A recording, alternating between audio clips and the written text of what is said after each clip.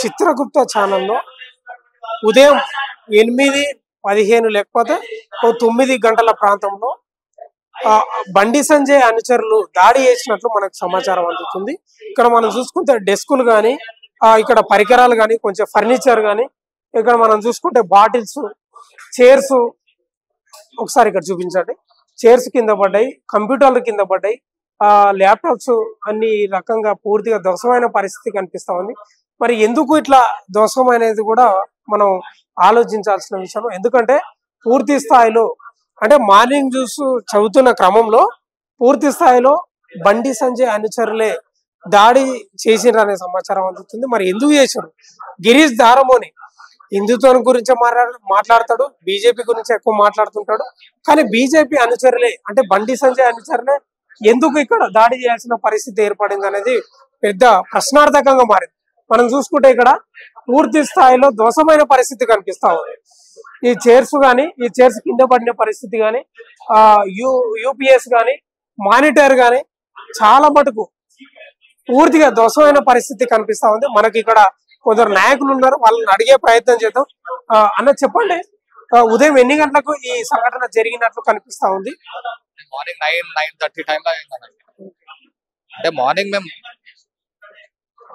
మేము morning live లో ఉన్నాం. యాక్చువల్లీ నలుగురం ఉంటాం మార్నింగ్ లైవ్ లో. యాక్చువల్ ఇద్దరమే ఉంటాము. మార్నింగ్ నలుగురం ఉన్నాం ఇవాళ. అంటే ఇవాళ అన్న వాళ్ళు వస్తా అన్నారు అని చెప్పి వేరే ప్రోగ్రామ్ పోయేది ఉండే యాక్చువల్లీ వేరే ప్రోగ్రామ్ కోసం వచ్చినాం. 10 o'clock మేము బయటకు పోయేది ఉండే. ప్రోగ్రామ్ ఉందని చెప్పి వెళ్ళిపోదామని చెప్పి వచ్చినాం. వచ్చే వరకు 9:30 గంటలో డోర్ సౌండ్ వచ్చింది, డోర్ లాక్ ఉందని చెప్పి పోయి నేను భానువాన్ ఉంటాం పక్కన ఎడిటర్ మనకు పోయి డోర్ తీసినాం. లోపలికి వచ్చి అన్న ఏమైంది, 20-25 మంది వరకు ఉంటారు అన్న. 20-25 మంది ఉంటారు. వచ్చిర్రు లోపల ఏం లేవన్న, నార్మల్ గానే వచ్చి దొబ్బిరు నన్ను ఫస్ట్. అన్న అంటే అన్నం కలవడానికి చాలా మంది వస్తా ఉంటారు. గిరిజారం అంటే అభిమానంకి వస్తారు, కొంతమంది దూరంకి వచ్చేటప్పుడు అన్న కూర్చోండి అన్న, వాటర్ ఏమైనా కావాలా అని అడిగిన. వచ్చి బండి సంజయ్ అనే మాట్లాడతారా మీరు అని చెప్పి ఇట్లా దొబ్బిండు. మీరు సీసీ కెమెరాలో చూసుకో, సీసీ కెమెరా డీటెయిల్ గా కనిపిస్తుంది మీకు. దొబ్బగానే లోపలికి పోయి అన్నకి చెప్పిన, అన్న డోర్ లాక్ చేద్దామని వెళ్ళే లోపు వాళ్ళు కాలుతో దండడము అవి చేయడం జరిగింది. ఆల్రెడీ నేను డోర్ లాక్ చేసేసిన లోపల నుంచి. మీరు బయట మొత్తం దాడి సీసీకి ఇవన్నీ వాళ్ళ కొట్టడము అవి జరిగినాయి అనమాట. ఇదన్న పరిస్థితి ఇప్పుడైతే ప్రస్తుతానికి. ఎందుకు దాడి చేయాల్సి వచ్చిందంటే మీరు ఏం చెప్తారు? అంటే దానికి ఏం చెప్పలేమన్నా, ఎందుకంటే ఇప్పుడు సస్పెండ్ అయినప్పటి నుంచి నడుస్తూనే ఉన్నాయి. ఇప్పుడు వాళ్ళ అల్లుడు ఉన్నాడు అసిత్ అని చెప్పి, ఆయన చెప్పించిండు సస్పెన్షన్ చెప్పించిండు అని చెప్పి ఆల్రెడీ మనం మాట్లాడినాం. అప్పటి నుంచే నడుస్తున్నాయి థ్రెడ్ అండ్ కాల్ రావడము, అన్న మీద ఇది చేస్తాం కొడతాము, అదే చేస్తాం ఇది చేస్తాం అని చెప్పి థ్రెడ్ అండ్ కాల్ చాలా వచ్చినాయి. అయినా మేము పట్టించుకోలేదు. రోజుకి వస్తూ ఉంటాయి, 1-2 వస్తూ ఉంటాయి థ్రెడ్ అండ్ కాల్, కానీ మేము పట్టించుకోలేదు ఇప్పటి వరకు. ఇవాళ జరుగుతుంది అనేది ఎక్స్పెక్ట్ చేయలేము.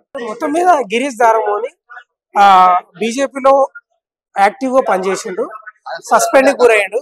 అంటే బండి సంజయ్ పై ఏమైనా వ్యక్తిగత కక్ష ఉందంట? వ్యక్తిగత ఆరోపణలు ఏం లేవన్న. మనం చిత్రగుప్త అనేది ఆరోపణలు ఉంటారన్న. ఫస్ట్ దేవుని నమ్ముతాం, దాని తర్వాత డేటా ప్రజెంట్ చేసే కొడతాం. ఏదున్నా డేటా ఉంటది. డేటా లేకుండానైతే ఏది మాట్లాడలేదు ఇప్పటి వరకు. మీరు చూసుకున్నట్టయితే మొత్తం డేటానే ఉంటది. అదన్న ఆ డేటా ఏందని అడుగుతున్నారు. ఇప్పుడు కరీంనగర్ స్కామ్ ఉంది, రైట్ స్కామ్ ఉంది. మీ ఛానల్ చూసుకున్నట్టే చాలా స్కామ్స్ ఉన్నాయి. అట్లా అంటే మీరు స్పందించరా అని మాట్లాడింది తప్ప నేను డైరెక్ట్ గా విమర్శించింది ఏం లేదు కదా. అదన్న. ఓకే, ఇది గిరీష్ దారమోని ఆఫీస్ లో వాళ్ళ యొక్క అనుచరులు చేస్తున్నటువంటి ఆరోపణలు ఏంటంటే ఆ బండి సంజయ్ ను ప్రశ్నిస్తున్న కారణంగానే మాపై దారుణాలు అంటే దాదాపు 20 నుంచి 25 మంది దుండగులు మాపై దాడి చేసిందనే వార్తలు వాళ్ళు చెప్తున్న పరిస్థితి కనిపిస్తా ఉంది. మొత్తం మీద అయితే ఆ మార్నింగ్ న్యూస్ చదువుతున్న క్రమంలో ఏదైతే 9 లేకపోతే 8 క్రమంలో ఆ ప్రాంతంలో 20 నుంచి 25 మంది దుండగులు బండి సంజయ్ అనుచరులే వాళ్ళు వచ్చి పూర్తిగా డెస్కులు కానీ, యూపీఎస్ కానీ, ఆ మానిటర్లు కానీ పూర్తిగా ధ్వంసం చేసిన పరిస్థితి కనిపిస్తుంది. అంటే ప్రశ్నించడం తప్ప మీరు చేస్తున్న యొక్క లోపాలను కరీంనగర్లో జరుగుతున్నటువంటి ఒక లోపాలను ప్రశ్నించడం తప్ప దాని కారణంగానే బండి సంజయ్ కక్ష కట్టి గిరీష్ దారమోని ఆఫీస్ పై దాడి చేసినట్లు వాళ్ళు చెప్తున్న పరిస్థితి అదే మనకు కనిపిస్తా ఉంది. ఉదయం ఎన్ని గంటలకు ఎవరు దాడి చేసిండ్రని మీరు అనుకుంటున్నారు? యాక్చువల్గా మాకు ఫోన్ చేస్తాను తెలిసిందే. మేము టీమ్ మెంబర్సే కాల్ చేసి ఇలా దాడి జరిగిందంటే మేము వెంటనే రావడం జరిగింది.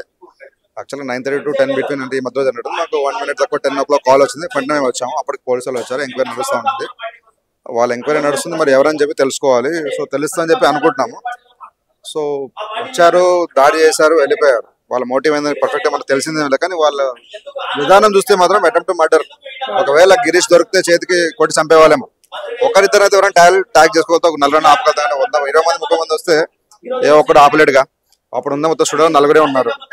ప్రధానంగా చెప్పండి, ఎవరు దాడి చేసిండ్రంటే మీరు స్పష్టంగా చెప్పదలుచుకున్నారు. అంటే మేము విన్న ప్రకారం అయితే మా పిఆర్ఓకి వాళ్ళు వస్తూనే మీరు బండి సంజయ్ మీద వీడియో చేస్తారా, బండి సంజయ్ గురించి మాట్లాడితే పెద్దవాళ్ళారా, ఏంటంటే గిరీష్ అని చెప్పి అనుకుంటూ వచ్చారని చెప్పి మేము విన్న మాటలు. అంటే బండి సంజయ్ గురించి ఏం వీడియో చేసినందుకు ఈ దాడి జరిగింది అనుకుంటున్నారు? అంటే ఓన్లీ బండి సంజయ్ గురించే కాదు, ఏదున్నా సరే నెగటివ్ వర్డ్ మేము ఎప్పుడు కూడా పాజిటివ్ గా చెప్పే విధానం కాదు. ఛానల్ ప్రకారంగా ఛానల్ ఏదున్నా కూడా తప్పనే చెప్తాం. అది బండి సంజయ్ ఉండని, రేవంత్ రెడ్డి ఉండని, కేసీఆర్ ఉండని, ఎవరైనా సరే. ఇంతకు ముందు గవర్నమెంట్ ఉన్నప్పటి నుంచి కూడా మా విధానమే అది.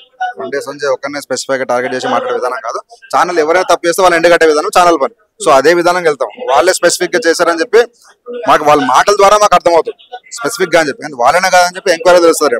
కానీ ఈ రకమైన దాడి చేయడం మాత్రం ఎటువంటి పరిస్థితుల్లో కూడా మంచి విధానం కాదు. ఎంక్వైరీలో ఏం తేలుతుంది, ఇప్పుడు ఎలాగో దొరికిపోతారు. ఎందుకంటే ఫోటో ఫుటేజ్ లో క్లియర్ గా ఫేసెస్ కనిపిస్తున్నాయి. ఒకరు ఇద్దరు అంటే దొరకకపోవచ్చు, 25 మెంబర్స్. ఇంకొక విషయం ఏంటంటే ఇది కావరి హిల్స్ లాంటిది. సైబరాబాద్ అంటే మన మాదాపూర్ లో చాలా స్పెసిఫిక్ ఏరియా. చూస్తే పక్కనే కేబుల్ బ్రిడ్జ్, అలాంటి ఏరియాలో చుట్టూ ఎన్ని సీసీ కెమెరాలు ఉంటాయి. దొరకకుండా పోరు, దొరుకుతారు. వాళ్ళు కాకపోతే రేపు పొద్దున సరే ఎంక్వైరీలో ఆటోమేటిక్ ఎవరు వీళ్ళు, ఎక్కడి నుంచి వచ్చారు, ఎవరు పంపితే వచ్చారు అన్ని తెలుస్తాయి. ఒకవేళ సిస్టమ్ ఏదో ఇన్క్లూడ్ అయింది అనుకోండి, తెలియదు. అప్పుడు మనం అర్థం చేసుకోవాలి, సిస్టమ్ చేసిందా, లేకపోతే ఒక వ్యక్తి చేసిండా, లేకపోతే మనం అనుకుంటున్నట్టు ఇప్పుడు ఏదో పక్క స్టేట్ లో జరిగిన ఇష్యూవా అనేది మనకు అప్పుడు అర్థమవుతుంది. సో ఇప్పుడే మనం ముందుగానే చెప్పుకునే విధానం కాకుండా ఎంక్వైరీలో 100% తెలుస్తుంది, తెలియబోతుంది. అప్పుడు చిత్రగుప్తులో ఇంకా బద్దలు కొడతాం. ఎగ్జాక్ట్లీ ఎన్ని గంటలకు వచ్చారు వాళ్ళు దుండగులు? వాళ్ళు వచ్చిన క్రమంలో మీరు ఎక్కడ ఉన్నారు? నేను బయట ఉన్నాను. కాల్ చేస్తే అప్పటికప్పుడు రావడం జరిగింది. ఇక్కడ పక్కన ఉంటాము. ఇట్లా దాడి జరిగిందన్న వెంటనే వచ్చాం ఆఫీస్కి. ఏమైనా వార్నింగ్ ఇచ్చే ప్రయత్నం చేసిండ్రా, లేవన్నా బెదిరింపు చర్యలు ఏమైనా పాల్పడినరా? అదే వాళ్ళు ఒకటే అన్నారు, ఏంది మీరు బండి సంజయ్ మీద వీడియోలు చేస్తుంది పెద్దవాళ్ళ, బండి సంజయ్ గురించి మాడతారా అబ్బాయి, ఏడు గిరీష్ చేయడం అని చెప్పి అనుకుంటే లోపలికి వచ్చాం. ఒక్కరిద్దరు వస్తే మనం కూడా ఆపగలుగుతాం. ఒకసారి 20-25 మెంబర్స్ అంటే అది ఈజీగా 20+ ఉంటారు. మీరు వీడియోలో చూడొచ్చు, మీకు ఫుటేజ్ ఇస్తాం మేము. మీరు ఫుటేజ్ లో మీరు క్లియర్ చూడొచ్చు, మీరు కూడా ప్లే చేయండి, అర్థమవుతుంది. వాళ్ళ చేతిలో ఏం ఆయుధాలు ఉన్నాయి? వాళ్ళు బేర్ హ్యాండ్సే వచ్చారు. ఇక్కడ ఈ బాటిల్ చూడండి, మీరు బాటిల్ చూడండి, మన బాటిల్ ఏది, ఈ బాటిల్ తీసుకొని ఇక్కడ నుంచి చూస్తే గ్లాస్ పగిలి కొట్టారు అనమాట. ఇక్కడ నుంచి కొట్టి బాటిల్ కొట్టి ఒక చైర్ తీసుకొని మా ఎడిటర్ మీద చైర్ పడేస్తారు. జస్ట్ ఇంత మిస్సింగ్ వెళ్ళిపోయింది చైర్. తగిలింటే వాడు కాలేజ్ అయితే ఎరిగేది పాపం. సో వాళ్ళకి ఇక్కడ ఉన్న వాటిని వాడుకుంటే ఎరగొట్టారు. ప్రతి ఒక్కటి పగలగొట్టేస్తారు, ఏది వదలరు. అంటే ఏది కాస్ట్లీ ఐటమ్ చూసారు వాళ్ళు పర్ఫెక్ట్ గా పగలగొట్టారు. వాళ్ళకి ఇంటిమేషన్ క్లియర్ గా ఉంది, పగలగొట్టి రావాలా. ఇలాంటి పనులు చేసేది ధర్మ సంస్కర్తలు, ధర్మ కార్యకర్తలు ఎవరు కూడా ఇలాంటి పనులు చేయరు. Open fact. సో దీని బ్యాకింగ్ ఏముంది అనేది ఎంక్వైరీ తెలుస్తుంది. బండి సంజయ్ కి గిరీష్ దారమోని ఎందుకు వ్యతిరేకంగా మాట్లాడి, ఏం మాట్లాడండి అసలు? బండి సంజయ్ కి వ్యతిరేకం కాదు. రేపు పొద్దున ఆయన కంటే పెద్ద వ్యక్తి ఎవరైనా మన సమాజంలో ఏదైనా వ్యతిరేకత చెప్పాల్సి వచ్చిందంటే 100% చెప్పేస్తాం. ఇప్పుడు తప్పుని చెప్పడంలో తప్పే లేదుగా. మేము ధర్మ సమాజం, మీరే అంటున్నారు ధర్మ సమాజం అంటే ధర్మ ప్రకారం వెళ్తున్నాం. మేము ధర్మం ఎటువైపు మేము అటువైపు నడుస్తాం. అందరూ ధర్మ ప్రకారం నడవాలని లేదు కదా, మేము ధర్మ ప్రకారం నడుస్తున్నాం. ఆయన తప్పు చేసిందే తప్పని చెప్తాం, కరెక్ట్ అంటే కరెక్ట్ చెప్తాం. రేపు పొద్దున మంచి అని చెప్తాం. ఆయన స్పెషల్ గా చెప్పాను ఎంతమంది చెప్పాను, రేవంత్ రెడ్డి గారిని అలాగే మాడతాం, బండి సంజయ్ అలాగే మాడతాం, కేసీఆర్ అలాగే మాడతాం. ఆయన పైన ఇంకా వ్యక్తి వచ్చినా అలాగే మాడతాం. ఇంకొందరు పేర్లు తీసుకున్నంత పెద్దవాళ్ళు మేము కాదు. సో ఆ పేర్లు తీసుకోము, కానీ వాళ్ళు తప్పు చేసినప్పుడు ఆ పేరు తీసుకోవాలి మాడతాం 100%. అలా డౌటే లేదు. రాహుల్ గాంధీ ఉండని, రాజీవ్ గాంధీ ఉండని, ఇందిరాగాంధీ ఉండని, సోనియా గాంధీ ఎవరైనా సరే తప్పని చెప్తాం. వాళ్ళు ఒకవేళ వాజ్పేయి గారు తప్పు చేసి ఉన్నా కూడా ఆయన పేరు తప్పు చేసారు చెప్తాం. ఎందుకంటే ధర్మం ప్రకారం పోతున్నాం కాబట్టి మా పనే అది. ఇంకోటి బ్రదర్ ఒకటి చెప్పండి, గిరీష్ దారమోని బీజేపీ పార్టీలో ఉన్నాడు, సస్పెండ్ గురైండు. అంటే ఆ కోపంతో ఏమైనా బీజేపీ పార్టీపై లేకపోతే వ్యక్తిగతంగా ఎవరిపైన, బండి సంజయ్ పైన వ్యక్తిగత ఆరోపణలు చేస్తున్నాడు అని అనుకోవచ్చా మనం?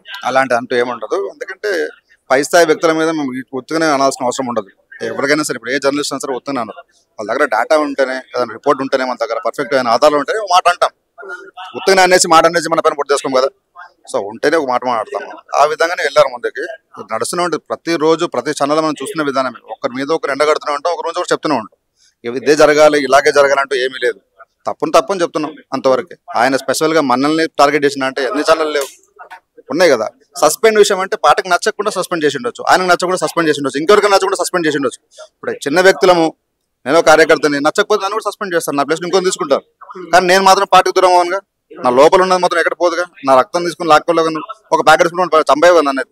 సో అదే అంతే. ఒక ప్యాకెట్ పోయింది అనుకుంటాం, రెండో ప్యాకెట్ కోసం వెయిట్ చేస్తాం. ఇంకోటి ఇవాళతో అయిపోదు. ఈయన పర్మనెంట్ కాదు, ఈయన తర్వాత ఇంకా నాయకులు ఉన్నారు. రేపు పొద్దున్న పర్మనెంట్ అని చెప్పి ఈయన అనుకుంటే మేము ఏం చేయలేం.